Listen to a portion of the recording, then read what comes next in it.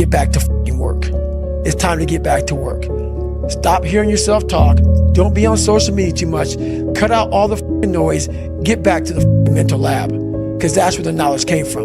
What the fuck are you waiting on? We sleep 1/3 of our fucking lives, and we think we can take fucking days off. We think we have the right to sit back and give ourselves fucking options on which way we're gonna go in life. Am I gonna run today? Am I gonna work out today? Well, it's Christmas. It's New Year's. It's my birthday. Do you think time gives a fuck that it's Christmas, that it's New Year's, that it's your birthday? You give yourself too many fucking options. Let me tell you one thing. Time is running out.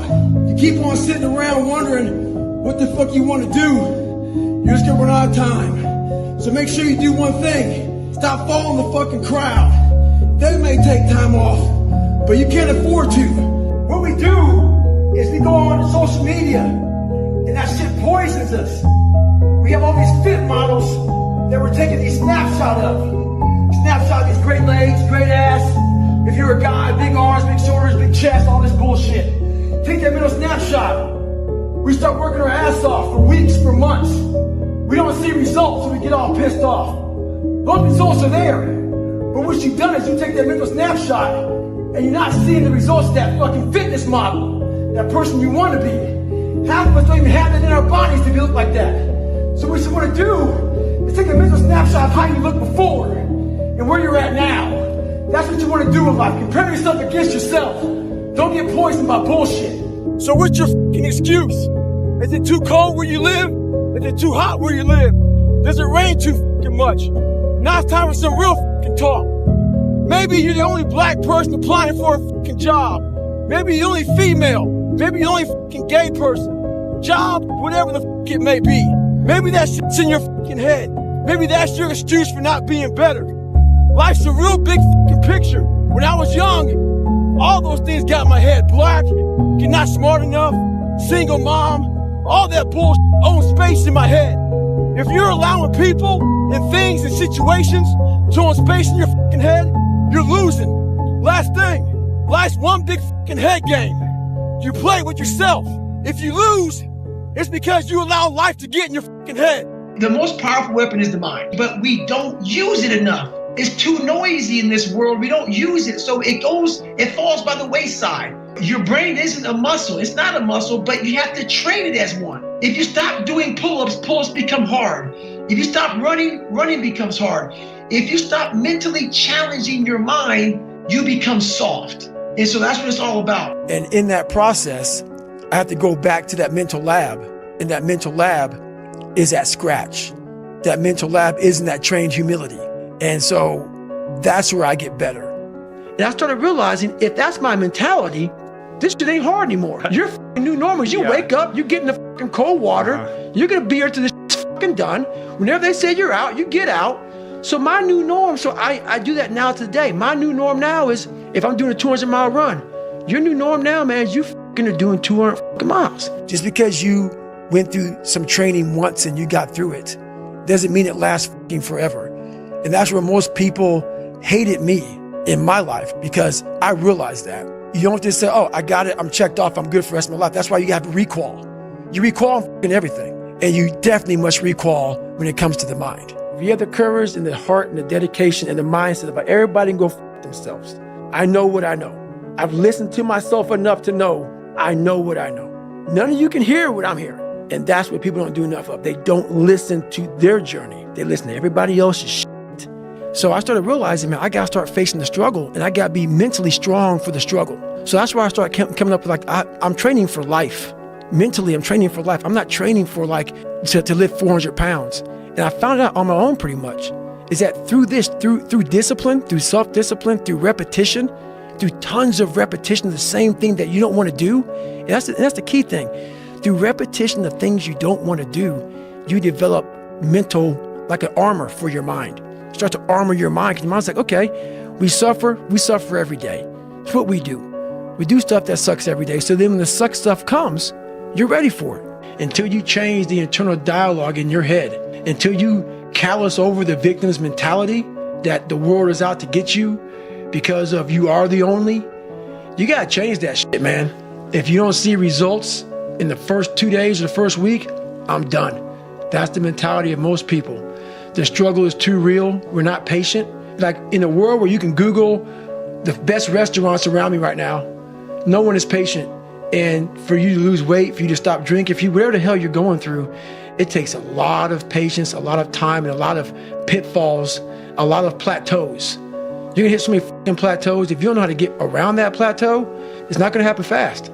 I just do it for my mind. I wanna continue to harden because that's the only thing I want. That's what I want. I wanna have that mind ready for life. That's the big thing, man. And that's why it was important for me to finally realize, stop being all these fake people I used to be, stop being afraid. There was no growth until I cut myself down to nothing, to the person I really was, the real human being.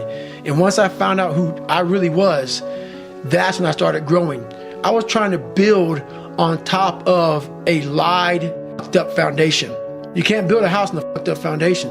So I had to get down to the actual mineral soil of who I was, and that's when you can start real growth. I call it mental zones. Basically, is you're organizing your mind so you can put that discipline. So a lot of people talk about discipline. Okay, great. Why do you fall off the fucking wagon? Why can't I continue with this routine? Going to the gym, being better, waking up early, eating the right foods. It's because maybe it's your kids, maybe it's your wife, maybe it's your job, and it's all just stuffed in your fucking brain. You don't have it compartmentalized and organized in these nice shelves. Like you look in the garage, it's all a nice organized militant garage. Hey, where are my dumbbells? Right there. A lot of people whose brain, hey, where's my dumbbells? Let me look. They're fucking throwing shit. They're looking through totes. They're all fucked up. So where am I gonna put discipline in that mind if I can't find other shit? You gotta be able to find all these different things in your mind. Oh, I can put discipline right there. I can put consistency right there. I can put all these things right there in that spot. So that's what I'm talking about. If your life is not organized, and your life being everything around you, because it takes one little piece of an outside interference to clutter your whole mind. So get the miles and get everything in, man, and get to work, man. That was my mentality. Because I started realizing at a young age what I was leaving on the table. And once I found out what a human being is capable of, I didn't know how to control that. You want to talk about a fucking savage? That's what I was. I was a fucking straight up. People talk about savage very lightly. I was fucking from the backwoods motherfucking savage, dude. It's not just about working out, but for me, working out has been a very big part of my mental growth. So for me, if I am not challenging myself every day, and I swear to God, people will not believe it, I was over almost 300 pounds twice in my life. So people can put anything they want to in their head. I did realize one thing. The things I don't enjoy that I still do, that's where growth is at. And that's, for me, the only place growth is at is in that very uncomfortable, in that uncomfortable zone. Be ready for life. Don't let life just start attacking you left and right. Make sure that you start to build a mental armor so then you're ready for life. And that comes with a very physical way, and the physical helps out the mental. The mentality of can't hurt me is just that. No matter what's in front of you, man, you have to face, you have to confront, you have to overcome and move forward. So now you're able to take these hits along the way. So that's the mindset that I think it's important to bring with you every day you go, everywhere you go in life. Win what you can. People have talent, and this is going beyond your talent. So when there's no more talent, what happens to you? Most people quit. People only go to their talent level. And once your talent level is gone, it becomes a mental game. That the whole mental game sets in then. And most people can only perform to their talent. And they realize, man, why am I always messing up right here? Why is this like my big hurdle? It's because you're performing to your talent. And then after that, your mind has nothing for you. We got to get you to the point where you're into that mental zone. Because we got to get you way past your talent. And it's hard for coaches to take these fighters or whoever past their talent. And on the other side of that is where they gain true levels. The levels beyond talent, that's where it really is. Because if you're able to take a motherfucker down to the deep end, while a motherfucker's just putting his toe in, feeling the water and shit, if the motherfucker's in the deep end, he's able to take you down there and he's mentally strong, it's over. It's over, man. Because they live in the deep end. They live in it, man. They thrive in it. That's how your mindset needs to go into everything. So I don't look at it as failure is a big word like that gets people down. We give so much power to words. I don't. I take the power right away. I didn't feel shit. So my mentality was animalistic. It was something that it was barbarian type of like a mentality. So but that cost me. But that's when I started to develop a different mentality. And I started to develop a mentality of this is where it's at. Where you find out where you're at is when you're at the lowest part of your life. So I started to develop a whole new mindset. Like the lowest part of my life used to make me feel bad. The lowest part of my life now, it actually gives me strength because I know so many people stop. That's where they quit. When they get to the sewer of life versus looking at it saying, oh yeah, motherfucker, now let's see what the fuck is up. Let's see what the fuck is up now. Let's see the millions of men out here in this world. They're not going where I'm willing to go now. This is where people stop. And this is where I started to develop the different mentality is. You want to test my resolve? You want to test my ability to go the distance? You want to see where your life ends and mine begins? That's where that mentality started for me. Because I started saying, man, you always end up in the dungeon. You got to find strength in that motherfucker or no one else does. You have to have that mentality of, when I went to Hell Week, I knew I was going to get broken. I had to have an internal flame in me that could never be, it couldn't be kindling. Kindling, you put the water in the kindling, that is out. Yeah. I had to be a motherfucking tree that is burning hard, it's burning for a long time. And that's what I became, man. So it's not anger. Anger can't sustain you for a long period of time. Because once you get in a situation, trust me, I tried it before. When you get in a real hard situation and you're miserable, that anger is gone. What comes up is real. The real feeling of who you are and where you're at. You don't want to care about them people who made fun of you in high school or your dad beating the fuck out of you. Because now you become selfish. You're like, let's say you're in Hell Week, you're in that cold fucking water, it's 50 degrees, and your balls are in your fucking mouth right now. You're sitting there thinking, oh, dude, like, your mind's not thinking, those kids in high school bullied me or my dad. Right, that's the least of your worries. No, you're thinking, so that anger can fuel you for so long. There has to be something so deep in you that drives you. And that's the mentality I took with me. And what happened through that process was all the frivolous things of life started to float away. I used to tell people lies so they would like me because I was so insecure. When you start to build yourself up and start to have the one thing that we don't have is confidence. Yep. Real, authentic confidence from hard work. Everything else goes away. You no longer look to other people for your self-esteem. Validation. That's right. You now know. I walk in a room now and I know the hours and years and decades I put into David Goggins. Mental toughness isn't something that you sample. It's something that you live in every day. So when something hard would happen to these kids, like in Hell Week, it would draw on something that made them very insecure. And they look for comfort. Whenever hardness comes, and you don't know what it is, it may be different for you than it is for me, but you go back to your insecurities. And then when you go back to your insecurities, you then look for comfort within those insecurities. And we all look for that cookie that your mom used to give you when you were sad, when you were sick. We look for our wife or our husband. We look for comfort. It's in those moments you must retrain your mind to think differently in hell. The mental standard. The mental standard is you must know how far you've come. Where most people quit, I just started. And when you take that mindset and you learn to flip that around, that's what made me powerful. And my body followed. The only way to do that in my eyes is to put yourself in hell. Put it in hell repeatedly. Repeatedly put yourself in hell and study how you process it. So I've had this mentality for years. It got me through a lot of hard times. You cannot use it every day of your life. That's what I was thinking. You cannot use it. I use it as like, my God, this is the perfect, I found it. This is the trick. You just totally, you don't even matter. You're just a machine. You are a machine. Like just like a lever. That's all you are, man. You're not. And in my book, I talk about what that lever starts to get rusty, starts to get crusty. It starts to like, I can't even think about anybody but myself. So through the process, what I started to learn was that helps a lot, and you can tap into that all the time. But you have to be able to heal yourself. You have to be able to recover yourself. It can't be something that you continue to do and do and do. There has to be a recovery process for your mind, your body, your soul, your spirit. Encompasses your whole body. So those are tactics, but those tactics must be oiled up. That lever has to be oiled again to go back in it. So what makes you way up here is being from way down here. So I love going back. I call it, so when I was growing up for like 3 years, so from the time I was 8 to the time I was like 12, we lived in a $7 a month place. And what I call it is I'm always paying rent in that $7 a month home every day of my life. I go back and revisit that place because that place made me this good animal. That place made me this hard man.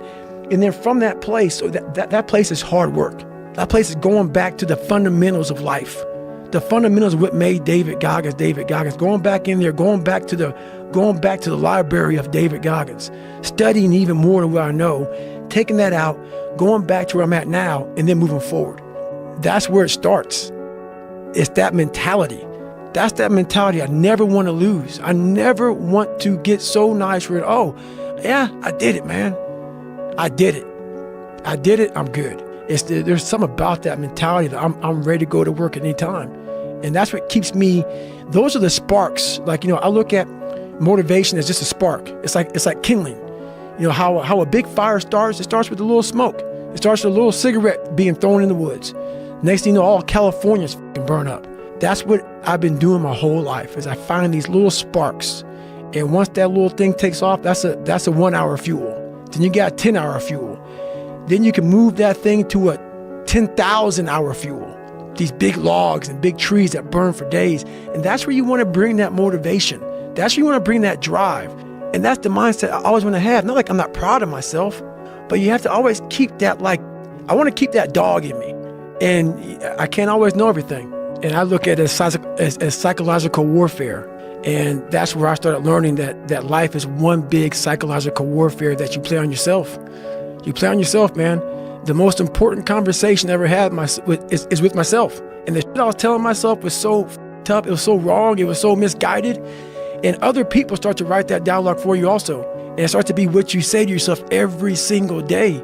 And I started creating a whole nother warfare. A whole nother battle started becoming. I was like, oh, hang on a second, Goggins. You have these tools. You have these tools. Your life was basically the perfect grounds for training for where you need to go in your life. All the beatings, all the bullying, all the, you going through learning disabilities, all the struggles. It was the absolute perfect training ground for you to go to where you need to go. And that's how I started looking at my life. It's not be like David Goggins. Go run 200 miles. Take something from this. Take something from this. Remember where I started from. You don't need to go where I went. Right. I went this far because I started opening different doors to the cellar in my brain. My God, is this possible? Oh my God, that's possible. This is possible. I started opening different compartments. You can leave them shut. I don't care. So what I do now in the morning times, I do this because why life's not going to give me the get out of jail free card. And if I come on here on this podcast and talk this stuff, I have to live what I say. Mental toughness is not a class. We have this class that they designed. Eat an elephant one bite at a time. Self-talk, visualization, arousal control. It's all great. It's all great. It has to be a lifestyle. You work on mental callousing on a daily basis because your brain, your mind, like your brain isn't a muscle so much, you will lose it. You will lose the ability to suffer in the worst of times if you come out of it for too long. If you can lift 315 pounds and you stop going to the gym for a month, I guarantee you won't be able to pick the same weight up again. All the stories I talked about today, all the things in that book, if I went and said, I'm good, I gained all this knowledge. If I stop today, the knowledge is gone. I have to go back deep to retrieve it. But the one thing I'm most scared of in the world is losing touch with the best thing in the world is your mind. your mindset, how you can picture yourself, how you can focus, how you can drive, how you can put yourself in so many situations, get out of it. Because those headphones we listen to, those phones that we Google to find information, there's so many situations in my life where that shit's not gonna help me. So I started learning that if you start to change your mindset versus it being like, oh my God, this sucks. I became a professional bud student. So I wasn't gonna leave until I graduated. So I started realizing if this is my home, this is what I am, I had to always reset the bar. I had to reset my new norm. There always had to be a new norm. So one thing we don't do is we don't have a new norm. My new norm is you get up every morning at 4 o'clock and you suffer. This is your new norm. And it comes back from hard work. It comes back from having that very minimalistic mindset. And when you're out there, man, and you're 43 and I've accomplished a lot of shit, you're out there with some 20-year-old kids and you're nobody again. Being nobody, there's a lot of power in being nobody. There's a lot of power from going to scratch again and going back out there. One thing to figure out is this, and everybody has a different equation. My equation is different than yours. My equation was very different than most people's. And it's not about being sadistic. It was just about that right there was kind of like the moment of my life where I realized, I don't like to say that I've arrived because you never want to have that I've arrived mentality because you stop. But that was the moment that I realized that I was the truth. I had to change one thing, my mindset. So there's no way in hell that was in, but that guy was in me. When that guy came down here and said, hey, guess what, man? You're a fat ass, but I'm gonna now make you a badass. I'm gonna miracle this shit to be a badass. No, it was in me. I had to believe and make that belief work. And through hard work, I did that. And that became my mentality. I'm gonna make myself good enough. And so I misunderstood a lot, but that's all it came down to. I made myself good enough. So like on the running, if I ran a quarter of a mile, I wait a couple hours, it haunt me, bother me. I try to run a half a mile next time. Same day. You can do more than this. If I had to walk, I had to walk. It just became just a process of grinding and grinding. And grinding is not even a good word for it. It's not even a good word for it. And just going further and further. And that's just my mentality. You may have more, but you never f***ing arrive. You want to be uncommon amongst uncommon people. Because to get to where you want to go, the amount of pain involved, I'm not saying physical, I'm not saying you got to break yourself off. The amount of mental pain of how many times you're going to have to do something that you don't want to do to get to where you want to go. There's going to be more times you do something that you don't want to do than you are going to want to do it. And that's your new norm. That's your new norm. So then it's like breathing. And then once you do this over and over and over again, it becomes like breathing. Once again, it goes back to open-mindedness. If you walk into any kind of event, whether it be physical or mental, if you walk in with already putting that block on your mind of, man, this ain't gonna happen. People go, how did you run 135 miles to Death Valley? How did you run 100 miles with no training? Because I went into it not thinking, I can't do this, man. I went into it with a strategy. I had an open-mindedness.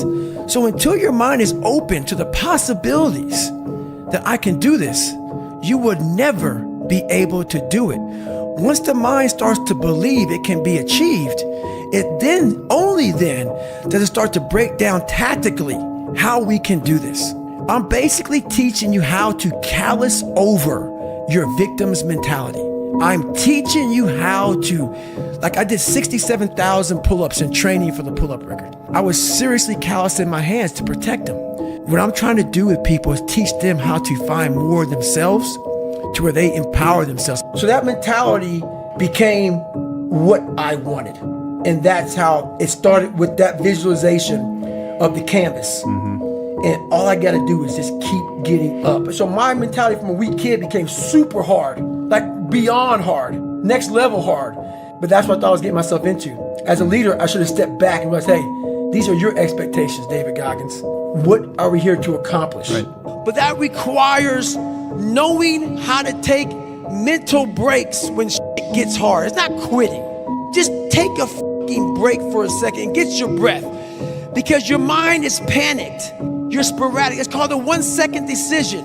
I saw so many people who could have graduated Navy SEAL training, but they get in that fucking cold water during Hell Week, think about Hell Week. Hell Week is 5 days, 130 hours of continuous training. You might get 2 hours of sleep, but you go through 3 to 5 weeks of training before you get to Hell Week. So all Hell Week is no sleep. It's the same shit you were doing. Nothing different. But your mind spazzes the fuck out hour one when they put you in that cold water that you've been in 1,000 times. You get in that cold water and you freak out. You don't remember that I've been in this water before 1,000 times. You don't remember I've done this shit before. So in that 1 second decision, your mind can't process 130 hours. It's too much. So you quit. And once you quit, you take that warm shower. And guess what happens? You have regret. But the mentality of a warrior is very different than normal mentality. You must be that person on that door, get ready to open it, thinking to yourself, if I die, so be it. The only way you can go in that door is knowing there's a great chance you're gonna die. My goal in life was to, in my mind, believe I'm the hardest man alive. And that's why the whole thing is can't hurt me. That's what it's about. It's about whatever you think you are, you have to make that dream a reality. But that's where the hard part is making that dream reality. That's where the hard work comes. That's where people know, how do you keep grinding every day? You have to make those insecurities, those fears. Like when I was 300 pounds, I didn't have any drive. I'm gonna go be a Navy SEAL. What kind of stupid shit is that, 300 pounds? There wasn't like a drive to go be a Navy SEAL. I was an insecure, lying kid, afraid. I had to look at my insecurities and in my fear and find drive in that. We're all looking for passion. Passion's all around you. You have a whole stack of it all around you. It's your insecurities, all that shit. You gotta dive deep in that. It's all in there. All the energy and fuel you need is right in yourself. It's all there. You got a lot of stuff to do to overcome. And that's where I found it. I found it right there in my own insecurities. I found drive in my own insecurities. And that's the most powerful thing in the world. I'm all about that kind of mentality. But I would sometimes take it to another level. So I went from David Goggins and I created Goggins. And that journey is a priceless journey that is hard for me to even explain to people because it sounds so quick and easy. Like I lost this weight and I went through 3 Hell Weeks. I went to Ranger School, went to Delta Force Selection, whatever it is. It was brutal. It's a brutal journey every fucking day. And everybody goes, well, are you happy? If anybody knows my life story, and I'll try to give you just a snippet of it, where I'm at today is in front of Joe Rogan telling you my life. To get through where I became, to get through where I'm at now, there's nothing but pride I have for myself that I can't really show people. I hear it all the time. Goggins has a great message, but you don't want to end up like him. His body's all f***ed up. Well, this f***ed up body just got to run a 120-mile week, 2,000 pull-ups, 4,000 push-ups, and hundreds of reps at the f***ing gym. You're not afraid of having the f***ing body.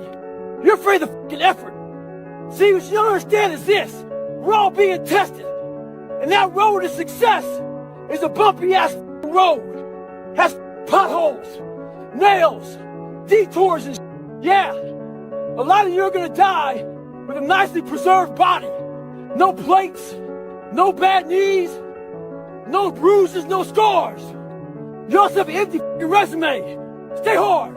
I talked to a group of lawyers this week. When I got done, one guy came over to me frustrated. He goes, man, I keep on failing. Took me 4 times to pass the bar. I'm trying to start my business. I keep on failing at that. The whole time he was talking to me, I started smiling. He goes, why are you smiling? I said, because you missed it. I don't see failure. I see grit, determination, drive, sacrifice. Failure means you're trying. A whole bunch of people out here never failed because they never tried. He said, how do you handle failure, Goggins? I said, I don't look at it as failure. I look at it as my first, second, third attempt. One thing in life that's for sure, the valiant motherfucker always wins. Weak people hate strong minds. And there's an infestation of weak people in this world. See, you're born with one mouth for a reason. To speak what you believe in. Speak your thoughts. Speak your truth. But what happens is the goal of weak people is to silence you. So what they do to you is to isolate you. The more they isolate you, the more you want to put a you want to sew up your mouth right in the middle. You start speaking out both sides of your mouth. You don't stand for shit. And eventually what happens is, they make you so fucking soft, you become a fucking head. You start shaking your head, yes, for whatever they fucking want. Speak your truth. Don't be a bobblehead. Stay hard. But there's one thing I gotta tell you. A lot of us don't believe that we're free. We live as prisoners in our minds. You don't need to be in the military to be a warrior. You gotta realize something. A lot of us are familiar with the economic recession. We can't do shit about it. But what we don't realize is this. We're in a mental recession. It's time for us to realize that we need to attack. We need to attack whatever's in front of us. A lot of people are getting weaker right now. It's time for us to get stronger. That mental recession, this isn't for the masses. This is for those who want to leave normal behind. Those who are in search of a new realm. It's a lonely journey. You're isolated. Those who used to keep pace with you will fall off. They'll see where their world ends and yours begins. Your ability to suffer, endure, outwork must be greater. You must be willing to extend yourself to the limit with no guarantee of success. Every day, you must ask yourself, did I do enough? I get a ton of emails from people who want me to help them out. And when I don't get back to them, the next email is usually not too nice. They want to cuss me out, disrespect me. I went run this morning. This guy's overweight. He wrote a few emails. His last email was real disrespectful. Talking about, I used to be fat. I thought you could help me out. Now I see this a piece of shit. Stuff like that. Well, real talk, brother. I'm gonna help you out. I'm not even mad at you. But it's something you need to hear. No one cares that you're overweight. That you're fat. That you eat fucking tons of food every day. Donuts, shakes. I can't care more than you. One thing in life is for sure. No one can care more than yourself. If you're out here looking for someone to help you out, and you ain't helping yourself out, you ain't gonna ever make it. What helped me out when I was fat and depressed and shit, I got in my mind. I wasn't the only motherfucker going through hard times. Fat guy, depressed guy. Keep this in your head. In my corner, there's only a cup man and water. There ain't no fucking towel. So when shit gets hard for me, I can't throw that fucker in. Stay hard. I'd rather you hate me and get better than like me and stay the same. A lot of us are full of shit. I was one of those people back in the fuck, and sometimes I'm still full of shit. We think that we're working our ass off, working hard. You know, we've been working out hard in the gym for a month, but we haven't seen any results. So we get all fucking down in poopy pants and shit. You study for 30 minutes for a test, and you didn't do as well as you thought. What the do you expect? You're not putting in the work. You have to do more. You gotta stop telling yourself that you're doing enough. In life, it's never enough until you feel this overwhelming feeling of, man, I'm outworking the crowd. I'm outworking everybody. I'm doing more. It's not until then, once you get there, that's when you know you've done enough. Stay hard. I had a marketing guy get a hold of me the other day. He goes, how in the world do you stay at the top of the list with your book never finished and you don't do any marketing? I go, it's easy. It's because of all you out there who are trying to get better, who are looking for more, who on January 1 don't give a It's just a Sunday to you. It's for you all out there who are starting that new movement, that new woke movement, who are waking up tired of being who are waking up tired of being afraid, who are waking up tired of being a victim. Those of you out there who aren't half-stepping, I appreciate you all. So I got a question. How do you deal with trolls? Well, I prefer to with them. When I was in pest control, I learned a lot about how to bring out rodents, rats, and shit. You lay peanut butter out, and those rats come out. Well, how I bring my rats out is I put up posts about me being the toughest motherfucker in the world. That brings them out. We got all kind of personalities. Alphas, betas, omegas, gammas, deltas. These motherfuckers just play up. That's all they are is and will always be. One thing about social media, it gives the weak motherfucker the platform. Stay hard. So you know, if you ever gone to the mall, there's this store called Build-A-Bear. And all these little kids are in that store trying to build the bear, the perfect bear that they want. Take it home, be happy. Yeah, I'm talking about Build-A-Bear right now. So we have the same tools to do that with our own personal lives. But what happens is the quitting mind comes in. we have to find our new norm. A new norm is something like this. When I was going through SEAL training, it's only supposed to be 6 months. I was there for 18 fucking months, kept on getting set back and set back and set back. You gotta change your mindset to know my whole job now is at 4 o'clock in the morning. I get the shit kicked out of me for 18 months. You gotta create that new norm. That has to be your lifestyle. You are the master of your own mind. Create that masterpiece. Be proud of yourself at the very end of it all. I talked to a group of people the other day, and I said, if I gave you 100% certainty that you can achieve whatever you want to, would you do it? Everybody raised their hand. So what gets people? It's the uncertainty. What we do is we love to bury half of ourselves away. All the bad parts. We bury them in the attic. We bury them in the cellar. We bury them in the dungeon of our mind. We're afraid to go in there and figure the shit out. Figure the very things that we're afraid of. So we leave it alone. See, those places are scary. There's cobwebs. There's spiders. It's dark up there. So we don't go up there and figure it out. So we're always about 30, 40, 50% of ourselves. So what does that say about you? If you're not succeeding, and you're not achieving, it's because you're afraid to go in that dark place to find yourself.